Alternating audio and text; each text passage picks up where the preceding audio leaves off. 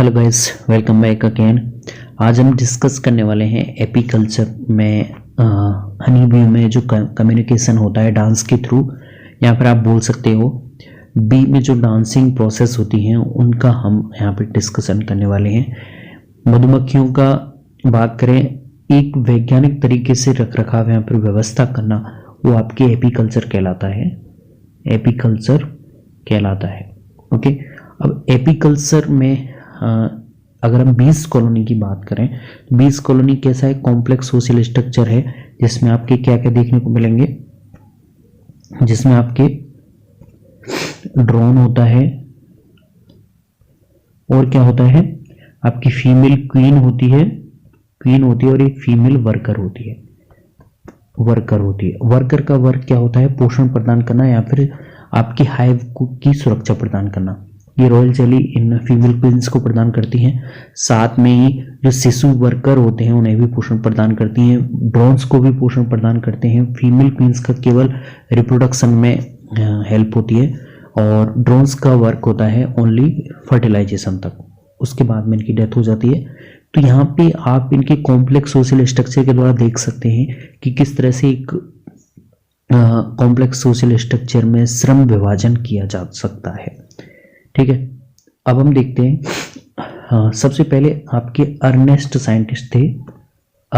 Scientist जिन्होंने इस honey bee में जो कम्युनिकेशन हो रहा है उसे नाम दिया था हनी बी डांसिंग नाम दिया था। अर्नेस्ट साइंटिस्ट थे जिन्होंने सबसे पहले इनके कम्युनिकेशन की चर्चा की और इसे एक नाम दिया जिसे आप बोलते हैं हनी बी डांसिंग। ओके, अब देखिए, आपकी जो बीज कॉलोनी होती हैं, मधुमक्खियां होती हैं, वो भोजन की खोज में जब निकलती हैं तो उनमें मार्ग की सही पहचान करने के लिए क्या क्या विकसित होना चाहिए? उनकी जो सुगंध या फिर स्वाद या फिर उनकी जो दृष्टि है, ये सारी चीजें कैसी होनी चाहिए? विकसित होनी चाहिए। उन्हें अपने सोर्स की सुगंध आनी चाहिए या फिर उन्हें दिशा और दूरी का ज्ञान होना चाहिए। ये सारी चीजें उनमें विकसित होना जरूरी है। और बीज होती है, मधुमक्खियां होती हैं, वो सूर्य की स्थिति या फिर पुष्पों की सुगंध से ही मार्ग की पहचान कर सकते हैं। और मधुमक्खियां क्या करेंगी? आपस में एक दूसरे को सूचना ट्रांसफर करती हैं ताकि दूसरे सदस्य भी उस सोर्स तक पहुंच के अपना पोषण हाइव तक लेके जाएं। तो अर्नेस्ट के बाद में एक साइंटिस्ट आए जिनका नाम था कार्ल वॉन फ्रिस। इन्होंने इसका गहन अध्ययन किया और इनका जो कार्यकाल था वो था 1946 से 1969 तक। ठीक है, 20 इयर्स तक का इनका कार्यकाल था। इन्होंने हनी बी डांसिंग का बहुत गहन अध्ययन किया। उन्होंने कौन कौन से दो तरह के डांस होते हैं उनके बारे में बताया और इसके लिए उन्हें नोबेल प्राइज भी दिया गया था। नोबेल प्राइज दिया गया था हनी बी में कम्युनिकेशन बहुत अच्छी तरीके से समझाने के लिए। कार्ल वॉन फ्रिस साइंटिस्ट थे। तो सबसे पहला हम डांस देखते हैं कौन सा। तो सबसे पहला डांस के बारे में बात करें तो वो होता है राउंड डांस। जैसे मान लीजिए ये हम आपकी बी है, अगर एक सर्किल में ही ये डांस करती है तो ये आपका कौन सा डांस है? गोल नृत्य है जो कि सर्कल में किया जा रहा है और इसके द्वारा संकेत दिया जाता है दूसरी बीज को कि हमारा जो सोर्स है वो कितनी मीटर दूरी तक है। वो 75 मीटर दूरी से कम है या फिर 75 मीटर दूरी तक उपस्थित है। जैसे मान लीजिए आपका हाइव है और ये आपका फ्लावर है। बेसिकली बीज है वो फ्लावर से न्यूट्रिशन लेती हैं। तो यहाँ पे देख सकते हो मैंने यहाँ पे नोटिफाई किया हुआ है 75 मीटर से कम दूरी पे है, तब यहाँ पे बी कौन सा डांस दिखा रही है? राउंड डांस, एक सर्किल में गोल गोल घूम रही है। अगर 75 मीटर से अधिक दूरी पर है तो वहाँ पे कौन सा डांस होगा? वही देखेंगे हम। सबसे पहले आपको पता होना चाहिए, यहाँ पे आप दूरी का पता कर सकते हैं इस डांस के द्वारा, लेकिन दिशा का बोध नहीं है। यहाँ पे डायरेक्शन किसके द्वारा दी जाती है? तो ये डायरेक्शन दी जाती है, जैसे मान लीजिए ये आपकी स्काउट भी है, ये स्काउट भी है जो सबसे आगे रहती है और ये एक विशिष्ट प्रकार की गंध स्रावित करती है। विशिष्ट प्रकार की फ्रेग्रेंस या फिर गंध सीक्रेट करती है, जिसे स्मेल करके जो दूसरी बीज हैं वो इसके पीछे पीछे आती हैं और अपने सोर्स तक न्यूट्रिशन के लिए पहुंच जाती हैं। तो बेसिकली अगर बात करें, इसमें आपको दिशा का बोध नहीं है।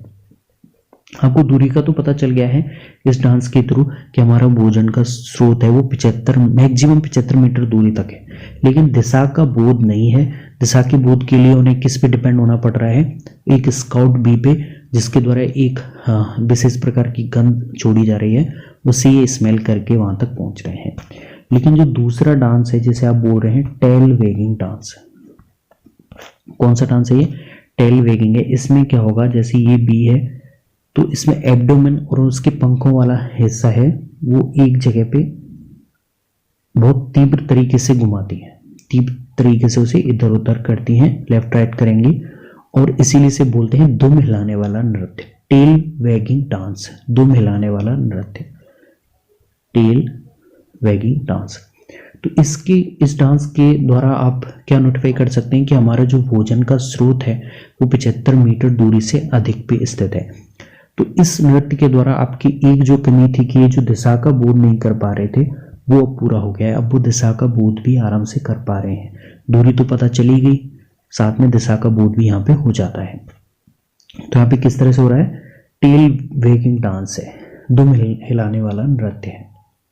ठीक है, अब देखिए सीधी रेखा में उड़ते समय मधुमक्खी क्या करेगी? अपनी दुम हिलाती है और पंखों को हिलाकर एक साउंड उत्पन्न करती है। इस तरह से जब उसके विंग्स फड़फड़ाएंगे वहां पे, तो वहां पे अलग तरह की साउंड उत्पन्न होती है और उसी उनकी बीज की गति करने के अकॉर्डिंग आप पता लगा सकते हैं कि आपका सोर्स किधर उपस्थित है। अगर बात करें, यदि दुम मिलाते हुए अगर वो सीधी रेखा पर गति करते हुए ऊर्ध्वाधर ऊपर की ओर जाती है, जैसे ये बी है आपकी, और ये ऊर्ध्वाधर वर्टिकल रूप से ऊपर जाती है, तो आपका क्या शो कर रहा है? ये नोटिफाई कर रहा है कि आपका जो सोर्स है वो हाइव से किधर है? सूर्य की दिशा में। जैसे आपका फ्लावर है, let me change the colour, जैसे मान लीजिए आप फ्लावर है जो कि बीज के लिए क्या है? ये पोषण है, तो ये आपका है क्या है? हाइव है, जबकि ये सन है। तो कैसे पता चलेगा? दिशा का बोध कैसे होगा? अगर तुम हिलाते हुए बीज ऊर्ध्वाधर ऊपर की ओर गति करती है तब आपका सोर्स किधर है? सूर्य की दिशा में। अगर ऊर्ध्वाधर नीचे की तरफ गति करती है तब आपका सोर्स किधर है? तब आपका सोर्स है, देखिए, तब आपका सोर्स नीचे सूर्य की जस्ट विपरीत दिशा में है, जबकि ये सूर्य की दिशा में है। तो टेल वेगिंग डांस में दो तरह के आप नृत्य देख सकते हैं। या तो टेल वेगिंग करते हुए धुम मिलाते हुए बीज है ऊपर की तरफ गति कर रही है, तो ये दिखा रहा है सूरज की दिशा में स्थित है। अगर ऊर्ध्वाधर नीचे की तरफ जाती है तब यह दिखाता है कि सूर्य की विपरीत दिशा में आपका पोषण प्रेजेंट है। फूल को यहाँ पे पोषण बताया गया है क्योंकि मेनली बेसिकली वहीं से न्यूट्रिशन लेती हैं आपकी बीज। तो इस तरह से ये टेल वेगिंग डांस हो जाता है, जिसके द्वारा ये एक दूसरे से कम्युनिकेशन स्थापित करते हैं और अपने भोजन तक दिशा और दूरी दोनों का ज्ञान करके पहुंचते हैं। ओके, तो इसमें आप देख सकते हैं कितना बेहतरीन यहाँ पे कम्युनिकेशन हो रहा है। पहला वाला राउंड डांस था जिसमें एक सर्किल में घूम रही है, जिसमें आप पता लगा सकते हैं कि 75 मीटर मैक्सिमम 75 मीटर तक आपका पोषण मिल जाएगा, लेकिन इसमें दिशा का ज्ञान नहीं हो पा रहा था। ठीक है, दूरी का ज्ञान हो रहा था, लेकिन टेल वेगिंग दो मिलाने वाले नृत्य में आपके दोनों का ज्ञान हो जाता है। इसमें भोजन का सोर्स है वो 75 मीटर दूरी से अधिक है। ओके, और अगर दो मिलाते हुए आपकी मधुमक्खी ऊर्ध्वाधर ऊपर की ओर गति करती है तो भोजन का स्रोत है वो सूर्य की दिशा में है छत्ती से।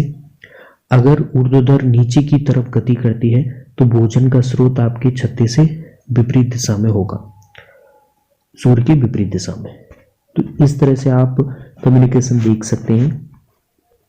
आई होप गाइस आपको हनी बी में जो कम्युनिकेशन है, जो कार्ल वॉन फिश ने बहुत अच्छे से स्पेसिफाई किया, जिसके लिए उन्हें नोबेल पुरस्कार प्रदान किया गया था, आपको समझ में आया होगा। If you any problem then comment down below. Thanks.